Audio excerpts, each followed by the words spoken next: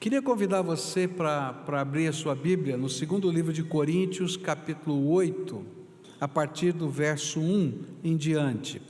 Também, irmãos, queremos que estejam informados a respeito da graça de Deus que foi concedida às igrejas da Macedônia, porque no meio de muita prova, de tribulação, manifestaram abundância de alegria, e a profunda pobreza deles transbordou em grande riqueza de generosidade. Porque posso testemunhar que na medida de suas posses e mesmo acima delas, eles contribuíram de forma voluntária, pedindo-nos com insistência a graça de participarem dessa assistência aos santos. E não somente fizeram como nós esperávamos, mas pela vontade de Deus deram a si mesmos primeiro ao Senhor, depois a nós. Isso nos levou a recomendar a Tito que, assim como havia começado, também completasse esta graça entre vocês. Mas como em tudo vocês manifestam abundância, na fé, na palavra, no poder, em toda dedicação e em amor por vocês, esperamos que também nesta graça vocês manifestem abundância. Não digo isto na forma de mandamento, mas para provar se o amor de vocês é sincero, comparando-o com a dedicação de outros. Pois vocês conhecem a graça de nosso Senhor Jesus Cristo, que sendo rico se fez pobre por amor de vocês, para que por meio da pobreza dele vocês se tornassem ricos. E nisto dou a minha opinião, convém que vocês façam isto, vocês que desde o ano passado começaram não só a fazer, mas também a querer. Terminem agora a obra começada, para que assim como mostraram boa vontade no querer, assim também completem essa obra, dando de acordo com o que vocês têm. Porque se há boa vontade, a oferta será aceita conforme o que a pessoa tem e não segundo o que ela não tem. Não se trata de fazer com que os outros tenham alívio e vocês tenham sobrecarga, mas para que haja igualdade. E neste momento a abundância que vocês têm supre a necessidade deles, para que a abundância deles venha a suprir a necessidade que vocês vierem a ter. E assim haverá igualdade, como está escrito: quem recolheu muito não teve demais, e o que recolheu pouco não teve falta. Bom, nesses dois próximos capítulos, capítulo 8 e 9 de 2 Coríntios, Paulo vai tratar de um tema muito sensível para muitas pessoas que participam da fé, que é generosidade ou liberalidade. Ele vai tratar de grana, ele vai tratar de disposição de socorrer, de ajudar, de abençoar pessoas. E é importante a gente entender o contexto, o que é que está acontecendo nesse capítulo 8. Através de uma profecia, a igreja de Antioquia soube que uma grande fome viria sobre todo o mundo romano. E essa profecia está em Atos capítulo 11, versículos 27 a 30, e a Bíblia diz assim: naqueles dias, alguns profetas desceram de Jerusalém para Antioquia, e um deles, Ágabo, levantou-se pelo Espírito, predisse que uma grande fome sobreviria a todo o mundo romano, o que aconteceu durante o reinado de Cláudio. E os discípulos, cada um segundo as suas possibilidades, decidiram providenciar ajuda para os irmãos que viviam na Judéia, e o fizeram enviando suas ofertas aos presbíteros pelas mãos de Barnabé e Saulo. Bom, quando houve aquela profecia, a igreja que estava ali reunida decidiu fazer uma coisa que não era tão normal. Ela decidiu levantar uma oferta especial para mandar aos pobres de Jerusalém. Veja bem, a profecia dizia que essa fome ia percorrer todo o mundo romano, ou seja, a cidade de Antioquia, que recebeu a profecia, também ia passar por esses tempos de dificuldade. É isso que estava sendo colocado lá. E aí, eles entendendo que Deus tinha mandado aquela profecia para eles, que eles tinham alguma responsabilidade para se prepararem naturalmente para isso, mas entendiam que deveriam abençoar os pobres de Jerusalém. E aí, nesse espírito, nomearam Paulo e Barnabé para serem aquelas pessoas que iriam participar do levantamento dessa oferta e do envio dessa oferta. E esse exemplo da visão da igreja de Antioquia começa então agora a tomar conta do coração de Paulo, e Paulo escreve à igreja de Corinto, incitando, convidando, insistindo essa igreja a participar da oferta que estava sendo levantada para o socorro dos pobres de Jerusalém. E ao fazer isso, ele toma como exemplo o testemunho das igrejas da Macedônia, 3 igrejas que ele tinha plantado o evangelho lá, a igreja de Filipos, Tessalônica e Bereia. E esse foi um movimento de Deus, não é? Porque ele teve uma visão, Paulo teve uma visão, e nessa visão ele via um homem macedônio que dizia: passa a Macedônia e ajuda-nos. E ele entendeu que o Senhor o enviava para lá, foi para lá, pregou o evangelho, pessoas se decidiram, mas por causa da pregação do evangelho houve grande perseguição na cidade de Tessalônica, na cidade de Filipos e assim por diante. E mesmo no meio da perseguição, esses irmãos disseram: nós queremos participar desse projeto, e nós queremos investir e abençoar não apenas a nossa igreja local, mas os pobres de Jerusalém. E Paulo toma esse exemplo, e dele ele apresenta para a gente princípios de generosidade, e ele ensina esses princípios de generosidade aos crentes de Corinto e a nós. Primeiro princípio de generosidade tem a ver com o modelo da nossa generosidade. Como? Qual é o modelo da nossa generosidade?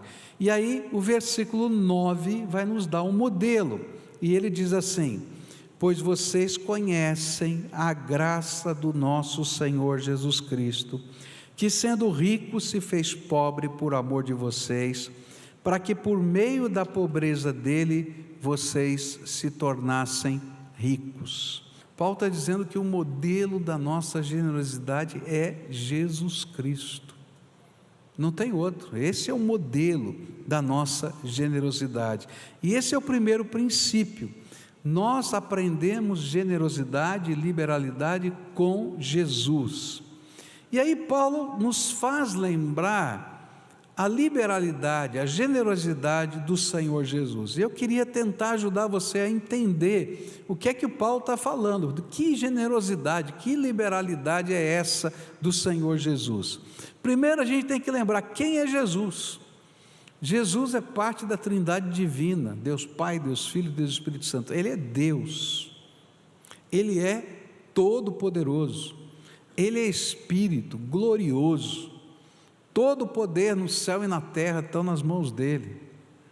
Mas, porque um dia Ele nos amou, porque Ele nos viu como miseráveis pecadores, eu vou usar uma palavra dura, desgraçados, debaixo da desgraça do pecado, Ele tomou uma decisão junto com a Trindade divina, com o Pai e o Espírito Santo, de nos salvar. E essa não foi uma decisão barata, que não fosse custosa.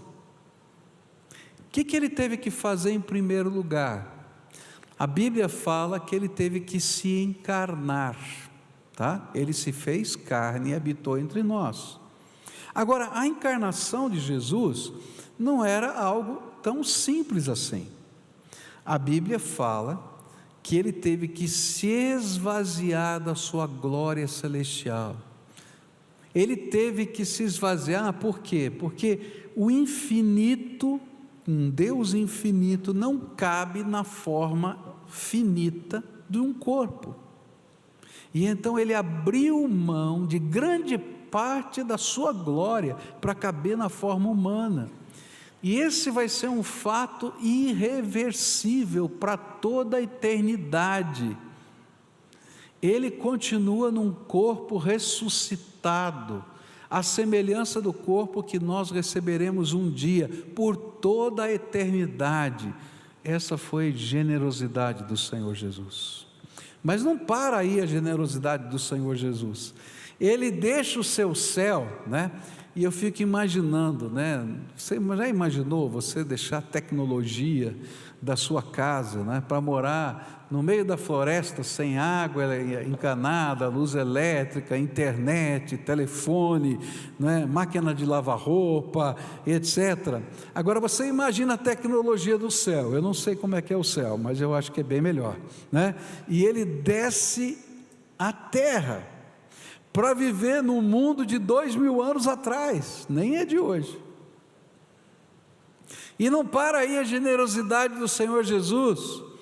Ele não somente faz isso, mas Ele sabe que para que a gente possa ser perdoado do pecado, Ele tinha que receber sobre Ele, na cruz do Calvário, todo o pecado da humanidade. E Ele então generosamente recebe sobre Ele a culpa de todo o pecado. E não para aí a generosidade do Senhor Jesus, porque o salário do pecado é a morte, não é? E morte não apenas física, mas espiritual. E Ele então desce ao inferno, ao Hades, no meu lugar e no seu lugar, para tomar das mãos de Satanás as chaves da morte e do inferno, e ressuscita ao terceiro dia, para que pudéssemos ter vida eterna e salvação. E Paulo está dizendo assim: você quer saber qual é o nosso modelo de generosidade? Olha para Jesus. É Ele que nos ensina o significado de generosidade. É dele que nós vamos aprender o conteúdo da generosidade ou da liberalidade cristã. Porque liberalidade em Cristo foi obra da graça. E por isso Jesus é o nosso modelo. E se nós formos alcançados pela graça de Deus, então nós temos muitas razões para imitar a liberalidade de Jesus para conosco e vivenciarmos essa generosidade. É interessante que a gente tem uma série de desculpas para não praticar a generosidade, né? A gente olha assim para algumas pessoas e diz: não adianta, o cara vai usar mal. Ele vai desperdiçar a minha generosidade, o meu sacrifício. E eu fico pensando, quando a gente olha para Jesus como modelo e pensa na gente mesmo, quantas vezes você desperdiçou a generosidade do Senhor Jesus na tua vida? E se Ele agisse do mesmo jeito que você pensa? Segundo princípio que o texto nos apresenta, está no versículo 5. E não somente fizeram como nós esperávamos, mas pela vontade de Deus, deram a si mesmos, primeiro ao Senhor e depois a nós. O que Paulo quer nos ensinar é que quando nós copiamos o modelo de Jesus, primeiro nós fazemos para Ele, enquanto fazemos as coisas para outras pessoas. E foi isso que Jesus ensinou no seu sermão profético. Mateus 25, versículos 31 a 40, eu sei que é um texto longo, mas eu quero ler para você entender o que Jesus via como parte dessa generosidade cristã. E ele disse assim: Jesus terminou dizendo: quando o Filho do Homem vier como Rei, com todos os anjos, Ele se sentará no seu trono real, e todos os povos da terra se reunirão diante dEle, e Ele separará as pessoas umas das outras, assim como o pastor separa as ovelhas das cabras. E Ele porá os bons à sua direita, e os outros à esquerda. E então o Rei dirá aos que estiverem à sua direita: venham vocês que são abençoados pelo meu Pai, venham e recebam o reino que o meu Pai preparou para vocês desde a criação do mundo. Pois eu estava com fome e vocês me deram comida, estava com sede e me deram água, era estrangeiro e me receberam na sua casa, estava sem roupa e me vestiram, Estava doente e cuidaram de mim.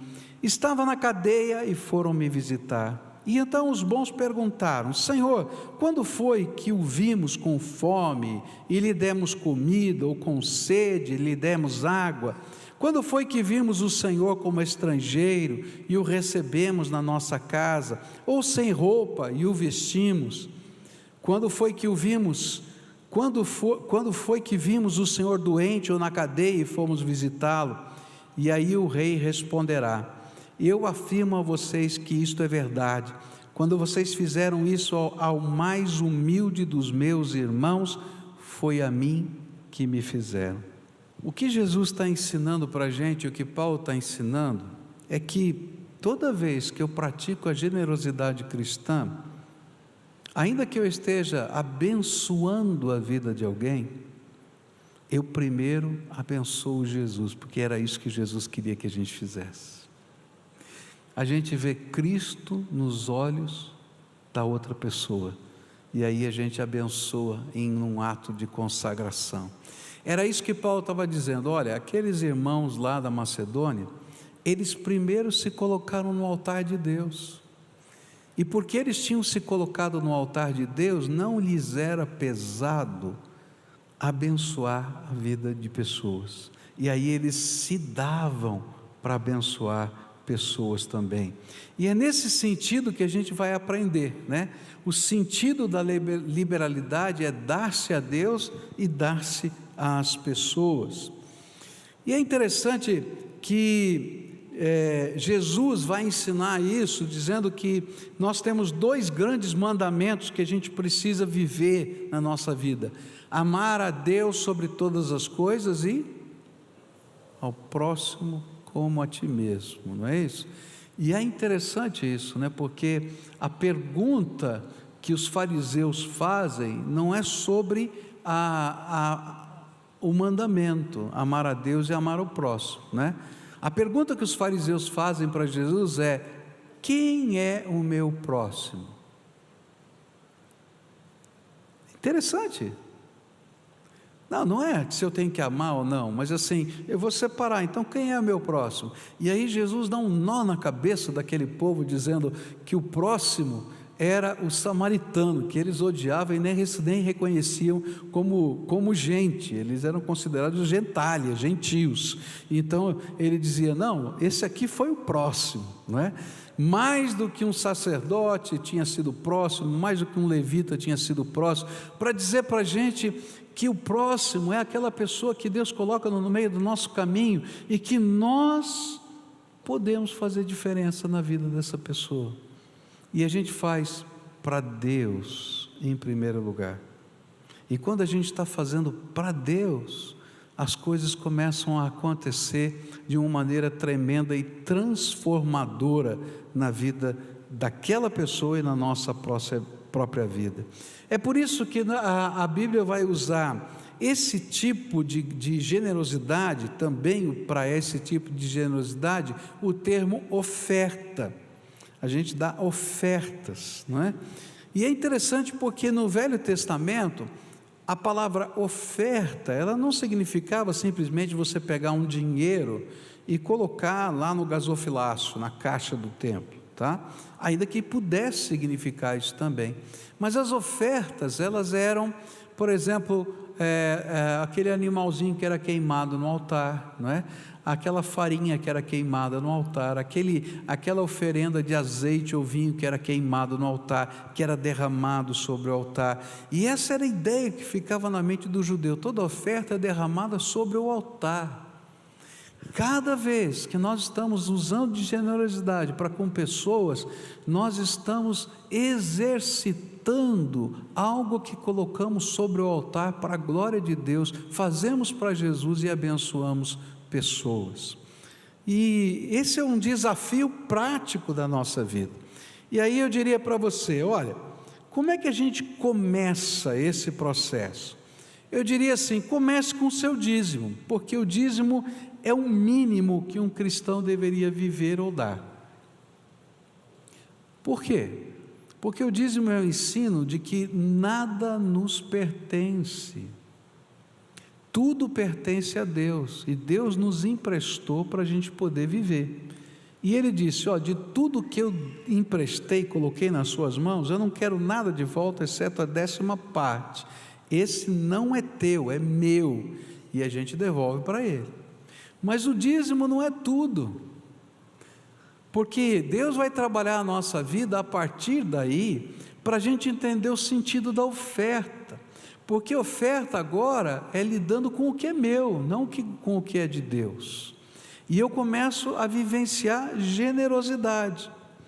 E aí eu queria dizer para você, depois que você aprendeu a viver esse princípio, então começa a olhar para dentro da sua casa, tá?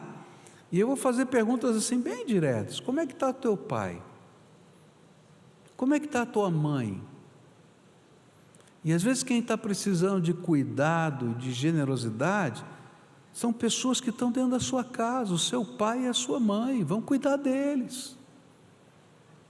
É nossa responsabilidade como filhos, e nós temos que amá-los, cuidar deles, inclusive financeiramente. E eu vou inverter, né? Como é que está teu filho? Como é que está a tua filha? Olha, filho vai ser filho pela vida inteira, não importa quantos anos você tenha, viu? E a gente tem que olhar e cuidar. Como é que está teu neto? E sabe, a gente vai ser desafiado por Deus a ser ministro da graça dele em várias situações dentro de casa. Mas se você olhar só para a sua casa, você não entendeu ainda a generosidade cristã. E aí o Senhor vai dizer: olha para o teu lado, olha as coisas que estão acontecendo à sua volta, e perceba pessoas, perceba causas, perceba instituições, perceba ações que você pode fazer para fazer diferença nessa terra, e isso se chama generosidade cristã. Terceira coisa que eu queria destacar para você, está no versículo 8, e diz assim: não digo isso na forma de mandamento, mas para provar se o amor de vocês é sincero, comparando-o com a dedicação de outros.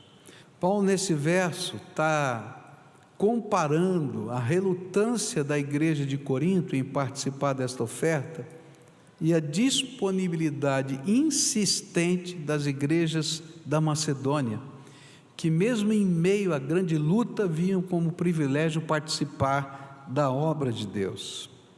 E ele afirma que isso era um teste de amor sincero. Então, cada vez, presta atenção, que Deus te colocar diante de uma situação que requer de você generosidade, seja financeira, seja de tempo, seja de dedicação, de investimento de vida, porque generosidade envolve muitas coisas. Lembra que Deus está dizendo: você me ama? Ou quanto você me ama? Ou até que ponto você me ama? E é interessante porque esse teste não é para Deus saber. Você acha que Deus precisa saber de alguma coisa? Ele já sabe. Ele conhece o nosso coração melhor do que você e eu. É para que eu saiba como é que está a minha vida. É interessante que Jesus vai dizer: nem todo aquele que me diz Senhor, Senhor entrará no reino dos céus. Tem muita gente dizendo Senhor, Senhor, mas que não vive a essência do cristianismo, compromisso com Deus em primeiro lugar, e dedicação ao ministério, à obra de Deus, como consequência desse compromisso com Deus. A gente serve a Deus e a gente serve pessoas. Queridos, e eu não preciso de um mandato religioso para fazer isso. Sabe, quando a gente entra na dinâmica desse amor de Deus, dessa generosidade de Deus, modelo Jesus, a gente se dá para Jesus, a gente faz para Jesus fazendo para Ele, a gente vai ser impactado. E esse impacto faz diferença na nossa vida. E essa é uma graça que Deus derrama sobre nós, é um teste sobre nós. E é tão bonito de ver, porque isso não depende da gente ter ou não ter, isso tem a ver com o que somos. Tem uma senhora que já faleceu, membro da nossa igreja, de uma congregação, morava numa casinha de madeira, e um grupo de irmãos foi levar uma cesta básica para ela, que estava passando necessidade. E quando chegaram lá, ela pegou, convidou todo mundo para entrar na casa dela, os irmãos chegaram, ela convidou para entrar na casa dela, abriu a cesta básica e começou a separar. Aqui tem muito arroz para mim. Esse arroz, metade dele vai para fulano de tal, aqui do lado. Ah, aqui tem leite, ciclano tem um nenê, eu vou dar esse leite para essa pessoa. E começou a separar toda a comida que estava lá, e o povo olhando, só olhando. Esse aqui vai para ciclano, esse aqui vai para Beltrano. Aí tinha uma lata de pêssego em calda, daí chamou toda a família, mas os irmãos que estavam levando lá, abriu a lata de pêssego, como não dava uma metadezinha do pêssego para cada um, ela cortou a metade na metade, e deu um pedacinho para cada um, vamos comer tudo junto aqui, e vamos celebrar. Aí quando terminou, os 4 irmãos olharam um para o outro e falaram assim, tem 4 cestas básicas lá no carro. Essa mulher sabe melhor como distribuir essa cesta básica do que nós, vamos deixar as 4 com ela. Aí pegaram e levaram as 4, porque não é ter, é ser. E na economia de Deus, quando a gente Deus nos dá. Então Deus deu 5 cestas para ela, não deu uma. E um dia pegou fogo a casa dela. E tem gente aqui que foi construir a casa dela. Construímos 55 metros, não foi isso mesmo? Numa casa de alvenaria lá, que hoje pertence a alguém da família dela que recebeu essa bênção. Mas eu fico muito feliz, porque essa igreja levantou a oferta e construiu a casa dela, e ela em vida pôde desfrutar daquele lugar, dizer, o Senhor me abençoou. Porque quando a gente a economia de Deus funciona com a gente também.